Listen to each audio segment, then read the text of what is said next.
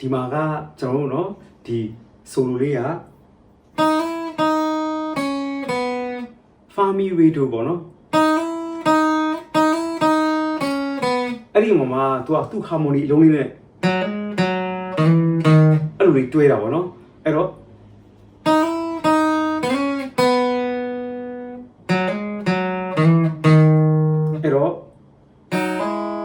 ကျွန်တော်နော်ပထမလေးနဲ့၃ကျိုးကိုတီးတယ်ပြီးရင်လက်ကလေးလေးနဲ့တစ်ကျိုးကိုတီးတာပေါ့နော်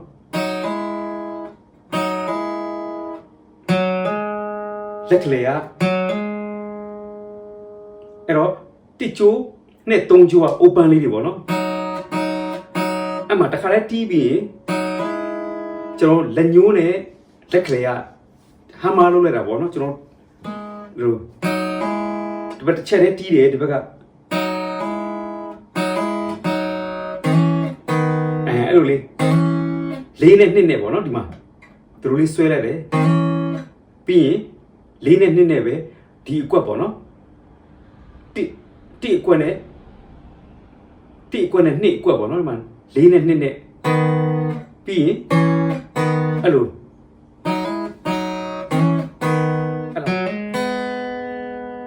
F ကော်လေးအတိုင်းပေါ့နော်ပြီးရင်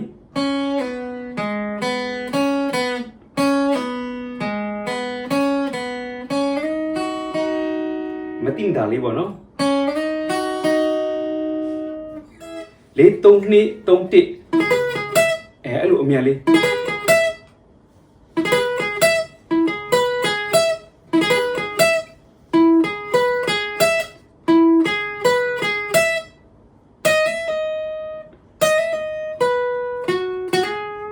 ဒီစီပုံစံလေးပေါ့နော်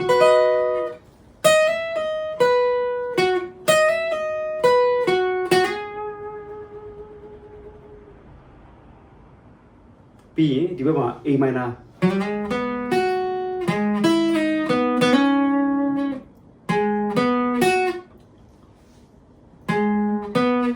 လေး3နှစ်ပေါ့နော် A minor 7ပုံစံလေးပြီးရင်4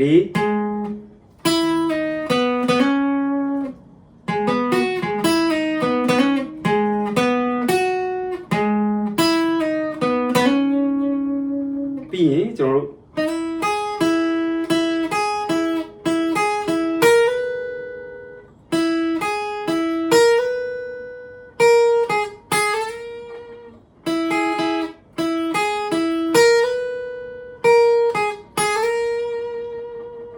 ပြီးရင်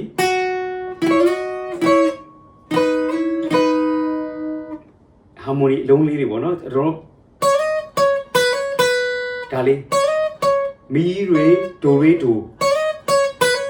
အပေါ်ကျတော့ဒါဆိုဖြစ်သွားပြီပေါ့နော်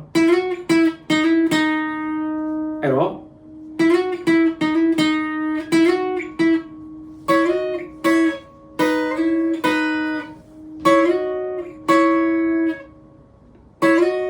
ကျွန်တော်1နဲ့3နဲ့နော်1ကျိုး3ကျိုး